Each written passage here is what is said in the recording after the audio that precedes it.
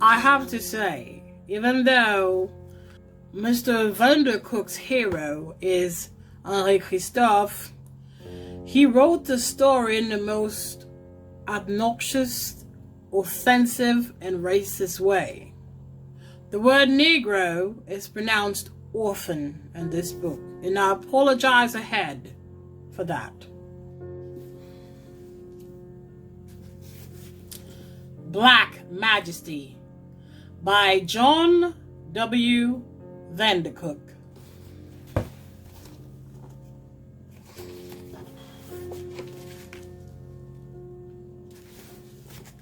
Black Majesty, The Life of Christophe, King of Haiti, by John W. Vandercook. Forward. This is the life of a man. I have added nothing to the spare records of old books and the fading memories that linger in the mind of man in his own country. Nor have I left anything out except a few foolish, though extraordinarily common, legends that I found had no historical basis whatsoever. Christophe, as is often the ill fortune of great men, has been remembered chiefly by his enemies, and the cruel and silly tales they told of him. This is not a work of reference, but I have appended a selected bibliography.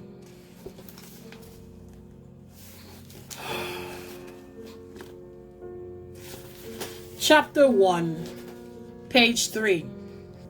Once, over 100 years ago, a great king made Cap Haitien his capital. He was a black man who was born a slave, but under him the city of Cap and the country round about presented a different picture.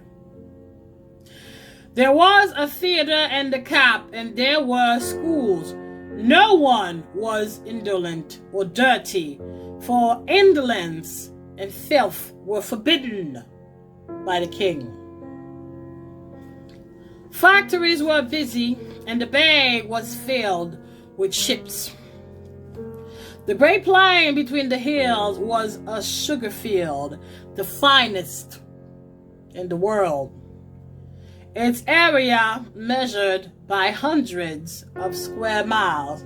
Along the roads out of the town, roads bedded evenly with gleaming white stones, were plantations owned by Negroes who bore with dignity the titles of Duke and Barons and Count.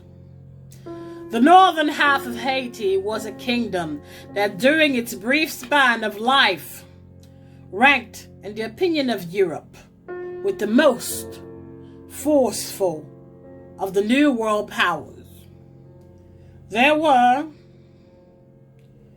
two men of transcendent greatness then, Napoleon of France and the King of Haiti, Henri Christophe, the only man alive who had defeated him in war. In Haiti, now only a few remember King Christophe's name. But he foresaw this, and while he lived, raised a monument more permanent than the name of a king. When that name is left to slip to shore oblivion over the loose, full life of sullen black men of an island in the tropic sea. Mariners who come into the harbor of Cap Haitien take bearings on clear day on the citadel of Christophe. It is a fortress that even from the sea 20 miles away looms in majestic silhouette against the sky. It squares off the peak of a mountain that lifts above the hills that neighbor it. They are shouldering hills covered with thick jungle and littered with masses of titanic stone. But Christophe's citadel masters them, broods over them and its loneliness, its isolation, and its achievement of the sense of the sure supremacy of human greatness. The citadel, la ferrière, the blacksmith's pouch, as it was called in Christophe's time, has been empty and deserted ever since an October night 170 years ago, when the great king died. It is a fortress larger and more massive than the Tower of London. Yet it straddles a mountain peak 3,000 feet above the sea. It is the most impressive structure ever conceived by a Negro's brain or executed by black hands in all the world, and all the tens of thousands of years of race's history. The end of the citadel, which thrusts towards the sea, is built like the prow of a ship, a prow that rises 130 feet from the crest of a slope so steep men and donkeys must climb in 3/4 of a circle to reach the base of the wall. Behind it, in a central weed-grown court, sheltered on all sides by the ramparts, is a crude small shed of stone with a peaked roof. It stands less than shoulder high, and there is no marking to save its drab simplicity. At one end is an opening no larger than the entrance of a dog house, and within is a pile of broken stones mixed with disintegrated mortar. Under the litter lies all that remains after the lapse of a forgetful century of the body of the king. It is his tomb. At night, the bats that hung in clusters in the dark dungeons on the ground come out and swerve eerily under the pale moon over it. At twilight, when the evening mists lift up from the sea, they break against the prow of the citadel, so that to the black peasants who watch from the valley, the silent fortress seems to move and be riding with the impetus of a wind into the shadowing skies. No one knows where King Christophe was born, and after years the king himself was curiously reticent upon the point. Apparently he had two answers ready: a royal almanac prepared by a courtier and published at the presses at the king's palace of Sanssouci gives the date of his birth as October 6, 1767, and his birthplace as Grenada, that mountainous West Indian island of the Windward group not far north of Trinidad.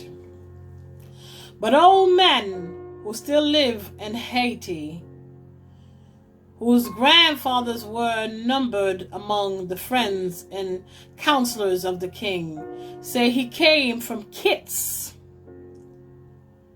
a tiny, narrow British island, which in the king's time still went by its old name of Saint Christophe. His name, Henri Christophe, piles up considerable evidence from the St. Kitts party. The Henry spelled away with the English Y, and Christophe after Saint Christopher, of course, so they argue. His birth, wherever it occurred, surely had nothing of note to mark it. A planter in those days kept no records of the advent of chattels so cheap as black slave babies. A note, no doubt, was made in the plantation inventory, nor is anything known of Christophe's father and mother, except that there were Negro slaves brought from West Africa across the Middle Passage to work the fields of the island Grenada or Kitts, whichever it was. If, however, one may guess safely from the one extant portrait of the king, his ancestry derived from the people of the hot plains of the Sudan, where the aristocrats of Africa are found. He was like them, very tall, straight-featured, as a Roman, and supremely proud. Of Christophe's childhood we know all there is to know. Like all slave children, he was disregarded by black and white society alike. First, he spent a year straddled, helpless, toward his mother's naked hip, and a sling of clothes tied over her left shoulder. Then came another year of sitting forgotten, with other black, brown, and yellow babies in the hot sand by the slaves' mud shacks, wailing now and then at the sting of an ant and burrowing shigos. And childhood after that, one long gallant summertime when a black was free from the only time till death, and justly for that long season more free than any white child ever was. He had no school, no teaching, and no family, except the nondescript slave family, and the mother too weary for much but a tired embrace of passion at the day's end before the moon climbed among the pricking stars and sleep came gratefully to claim Africa's lost children. A puzzled, senseless childhood for a king. Then the day came when the planter decided that Christophe, now nearly 7, was old enough to earn his keep. He apprenticed himself to the Negro who followed the trade of mason on the place. Christophe's childhood ended. If one is to judge by the fortress on the mountain peak, during the 5 years he carried stone and mixed mortar, he learned the job of mason very well. Then when he was 12, he ran away. A French sailing master gave him refuge. The ship sailed northwest to Saint-Domingue, as Haiti was then called, and put in at the harbor of Cap François, later known as Cap Haïtien. The island at the time, particularly the western half of its owned by France, was considered the most valuable overseas possession of any European power. Monsieur le Comte d'Estaing, admiral of the squadron of the Navy of the King of France and a former governor of Saint-Domingue, had put into the harbor of Cap François just before him with 24 ships of the line. He had announced that, as a result of a visit to the king of one Benjamin Franklin, the colony of Saint-Domingue had been put under contribution to supply 1,500 men to go to the immediate assistance of the colony of the American mainland. It was a poor time to sell a slave, but the captain who had brought Christophe to Saint-Domingue was lucky. He chanced upon a young French naval officer who wanted a boy to oil his knee boots and serve him at mess. The deal was quickly concluded, and Henri set out to sea again. 1,550 men of Saint-Domingue, black and mulattoes and white, sailed with 2,200 fellow volunteers from Guadeloupe and Martinique. And the town came down to the water side to see them off. Aboard one of the ships setting out to sea stood a 12-year-old black boy, nicknamed Christophe, later to be a king. On the jetty, his bare feet hanging in the dirty wash of sea against the prow, sat a stalwart young Negro who had been brought not long since from Africa and manacles in the hold of a slave ship. This was Jean-Jacques Dessalines. There was nothing to mark him as different from 1,000 others like him in the crowd, except perhaps that his squat ugliness, his bullet head, his gross black lips, and his beady, piercing eyes might have demanded an unwilling second glance. Certainly, because of his ugliness, an ugliness that gave warning of a stubborn, violent character, the buyers for the white planters had let him go to a Negro, a disgrace and an ill fortune for any slave. As yet, he had scarcely mastered French, the language of his forcibly adopted country. It was still by no means easy for him to pronounce his own name, Jean-Jacques Dessalines, conferred upon him by his master on that long ago August afternoon. Surely he had no inkling of the curious destiny that was to write that sonorous name across the sky as Emperor. He was content to watch the ships of Comte d'Estaing slipping down the world beyond the hazy line where sea met sky, and to ponder in his dark young mind the cause of things and the hatred already born for the laughing whites and the carriage on waterside. The stage was set, though none of the leading actors had yet learned his part. Young Christophe, bound overseas for his first taste of war, surely Black Dessalines, idling in dirty rags and sitting on the coachman's box of a carriage that had driven, and that day from an outlying plantation, a little Negro already middle-aged named François Dominique Toussaint, in later years called L'Ouverture, the opener, the first of the black, the greatest soldier of his race, the destroyer of Napoleon's hopes for colonial empire, and the father of Negro liberty in the New World.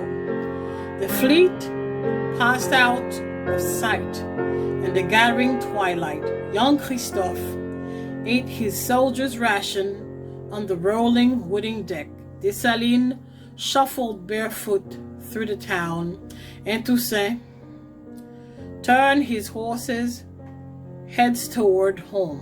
Saint-Domingue, France's richest, fairest colony, could sleep through untroubled nights for many years to come. Chapter 2. The expedition had been wholly futile, except in the effect it had upon one Negro child. When Henri Christophe returned to Saint-Domingue, he carried with him vivid, troubling recollections. He had seen tall blacks from Martinique, slender young mulattoes of Saint-Domingue, grizzled soldiers of France, and lean-faced farmers of this new United States died with queer fraternity for a thing he'd never heard of: liberty. They called it, in the war, a revolution. A mulatto volunteer with the eyes and chin of a poet, a young named Chavan, had told them something of the cause they fought for, and had talked with fierce intensity of a half-formed dream of liberty at home. The ships bearing the Saint-Domingue volunteers reached Cap François. Again the town turned out, but not so gaily. Nor did those who came down to the waterfront stay long from their affair. The volunteers made their landing, got their pay, and went to their homes. When the last small boats had beached, a few, when the crowd found their men had fallen in the strangers' war at the siege that still continued.